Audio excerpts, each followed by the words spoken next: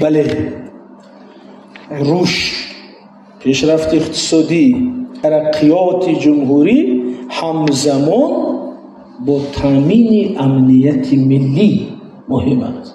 یعنی اگر یکی از زمینا نباشه مسئله پیدا میشه.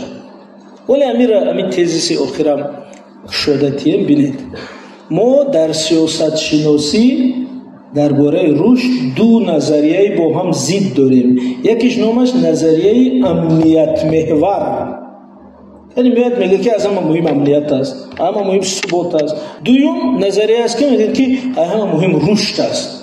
چی قدر برای امنیت و حکومت و نظامی گفت فقط رشد انسان، خوشبختی انسان مهم است. تمام شرایط برای انسان باشه، انسان باید آزاد باشد، تامین باشد، خوشبخت باشد. این نظریه انسان محوری.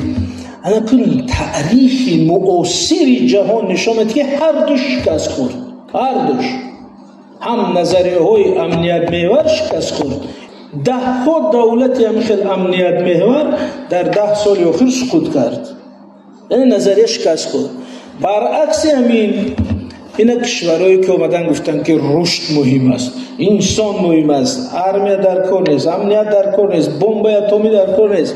انا کشورهای مثل سوئیسریا، مثل نروژ، مثل فنلاندیا، اینا اومدن زندگی رو مثل بهشت ساختن برای شهروندان خود.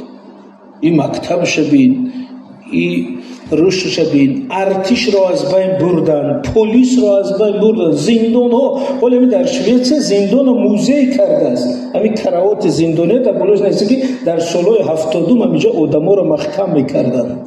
ارمیه چی در کار، راکت چی در کار، روی خوشبختی انسان سرمایه گذار. او انا بینید ما حواس میکردیم، اما وقتی جنگ روسیه و اوکراین سر شد اینو تلخشون کنید در یک شب عریضه دادن که ما را تیز به ناتو قبول کنه وگرنه روسیه ما را اشغال میکنه.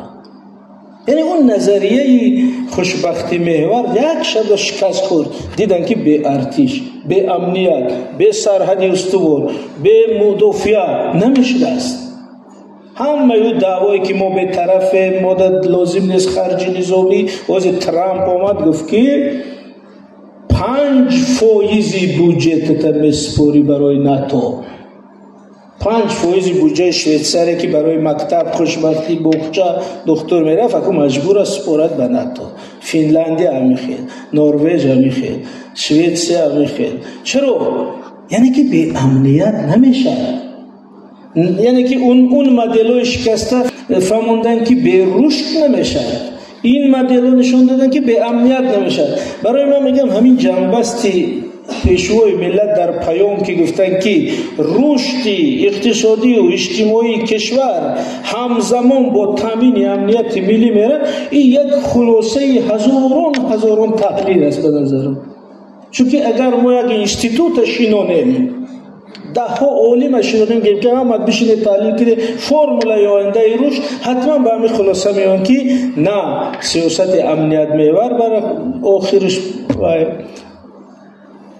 خوب میشه، نه سیاست رشد. هر دوی این باید همزمان رود. بنابراین مدلی که برای آینده رشد و حفظ دولت دادن گفتن که امنیت ملی و رشد اجتماعی در کنار هم